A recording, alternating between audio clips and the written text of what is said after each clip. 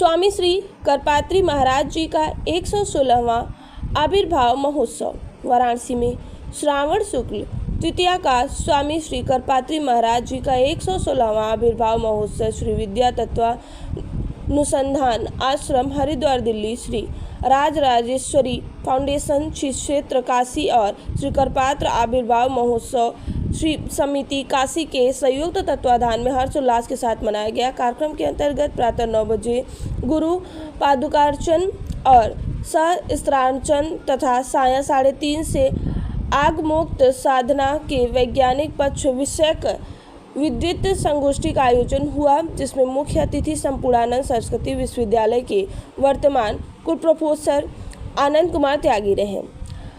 कार्यक्रम में वक्ताओं की श्रृंखला में प्रोफेसर कमलेश झा, संकाय प्रमुख SVDV BHU professor Sheetla Prasad Upadhyay, पूर्वाध्यक्ष तंत्रागम विभाग संपूर्णानंद संस्कृति विश्वविद्यालय प्रोफेसर शीतला प्रसाद पांडे, धर्मागम विभाग SVDV BHU doctor Siddhidatri Bhardwaj, सह प्राध्यापिका कला संख्या BHU Vidyut Varenya Goswami Prahlad Giri, professor Sudhakar Mishra Sampurnanand Sanskrit Vishwavidyalaya, professor Patanjali मिश्र वेद विभागाध्यक्ष SVDV BHU प्रोफेसर हरिप्रसाद अधिकारी जी, संकाय प्रमुख तुलनात्मक धर्म दर्शन विभाग संपूर्णानंद संस्कृति विश्वविद्यालय आदि गणमान्य विद्वानों ने अपना उद्बोधन दिया। स्वागत सहयोग में पंडित श्री राजकृष्ण मालवी, डॉक्टर श्री विद्याधर पांडे, डॉक्टर श्री दिव्य स्वरूप ब्रह्मा जी, श्री कृष्णानंद जी उपाध्याय, श्री नारायण दास सर्राफ परिवार, श्री राजीव गुप्ता जी, शारदा ग्लोबल इवेंट्स के मेंबर फाउंडेशन नीरज कुमार शर्मा और वेदाध्यापक पंडित श्री आचार्य मोहन दुबे जी दैवेद्र रहे।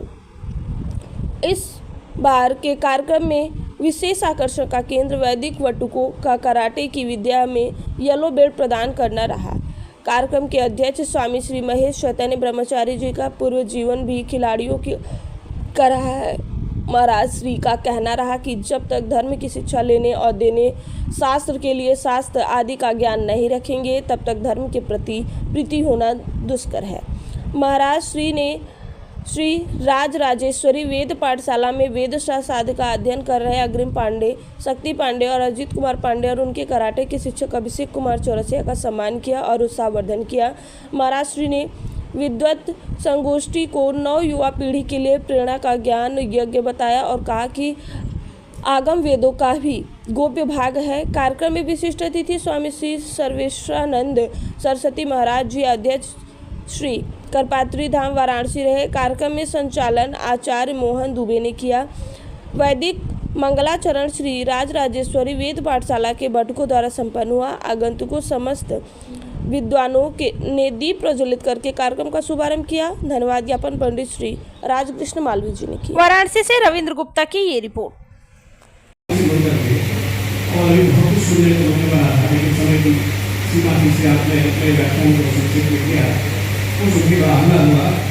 तो हमने कहा आचार्य श्री से प्रहलाद गिरी आहलाद में तो अभिनंदन हमारे डॉक्टर सुंदर भागवत क्योंकि अत्यंत ओरिजिनल वक्तृत्व संपदा से संपन्न है, ऐसी डॉक्टर भागवत का मैं अभिनंदन करता हूँ और ऐसे ही हम लोग सुनते रहे कि भगवान से कामना करता हूँ। इस क्रम में हमारे बीच में आचार्य दिव्य जी के ब्रह्मचारी बैठे हुए हैं, जो कि व्याकरण और वेदांत के इसके ऐसे उपासक हैं। तो मैं प्रणाम करता हूँ, इनका अभिनंदन करता हूँ, स्वागत करता हूँ। और इस बीच में हमारे बीच बैठे हैं महाराज जी, आज किस तरह कार्यक्रम किया जा रहा है? आज का जो कार्यक्रम है वो धर्म सम्राट स्वामी श्री करपात्री जी महाराज का 116वां आविर्भाव महोत्सव के रूप में मनाया जाता है।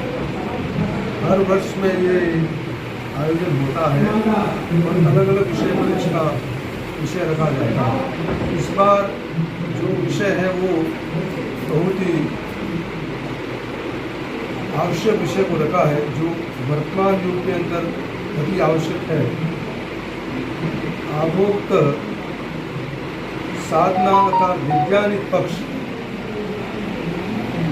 आगम की जो साधना है उसका वैज्ञानिक पक्ष है, उसको तुलनात्मक रूप में प्रस्तुत करना है। इसी को लेके ये आयोजन हुआ है।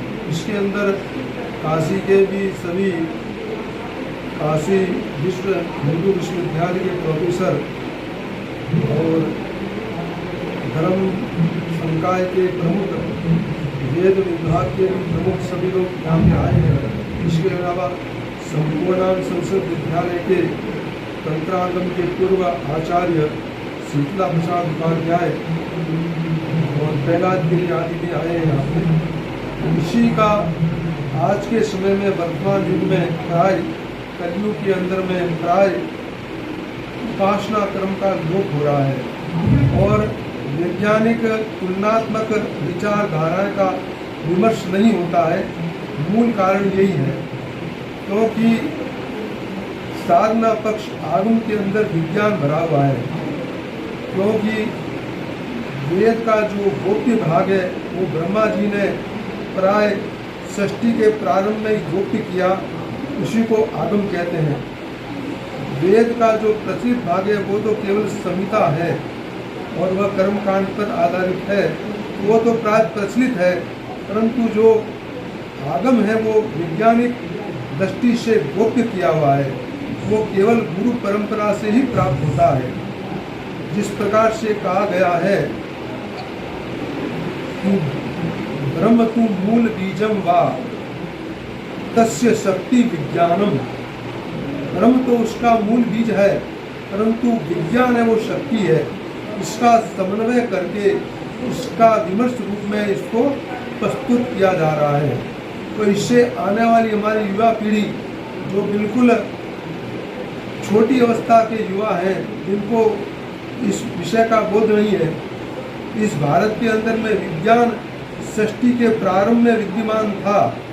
जब से ब्रह्मा की सृष्टि प्रारंभ हुई तब से विद्यमान था, परंतु धीरे धीरे युग युगांतर में, कल कल्पांतर में, मनमंत्रांतर में इसका लोप होते हुए गया, लोप हो गया। इसी कारण इस वर्तमान युग में इसकी आवश्यकता थी और हमारे मस्तिष्क में बहुत समय से ये चल रहा था कि इसको वैज्ञानिक पक्ष में प्रस्तुत किया जाए, तो ही आने वाली युवा पीढ़ी इस मार्ग में प्रवृत्त होगी और फिर वह विश्व का कल्याण करेगी। विश्व गुरु ऐसे तो नहीं बना जा सकता, हम केवल वाचन करें और विश्व गुरु बन गया, ये तो असंभव है। इसलिए इसको प्रत्यक्ष रूप से प्रमाण देने के लिए विज्ञान की आवश्यकता है, क्योंकि विज्ञान वास्तविकता का बोध कराता है और प्राय वाचन है केवल वाचन तक सीमित रह जाता है। महाराज जी, बात किया जाए आज के कार्यक्रम को लेकर युवा पीढ़ी को क्या संदेश देना चाहेंगे? युवा पीढ़ी को ये संदेश है कि प्राय वेद के अंदर में जो सांकेत शब्द है और आगम उसका विस्तार से वर्णन करता वैज्ञानिक साइंस से, तो उसी को हमने इस विषय को लेके प्रयोजित किया है, जिससे प्राय युवा लोग इससे प्रेरित होकर इस मार्ग में प्रवृत्त होंगे और अपना चौमुखी विकास करेंगे। धर्मादत्त कामस्य, धर्म से मोक्ष मिलता है, मोक्ष से समस्त कामना पूर्ण होती है, समस्त कामना पूर्ण होकर पर मुक्त हो जाता जीव, वो धन्य धन्य होता रहता है, वृत्ति वृत्ति हो जाता, अशेष कुछ भी नहीं रहता है।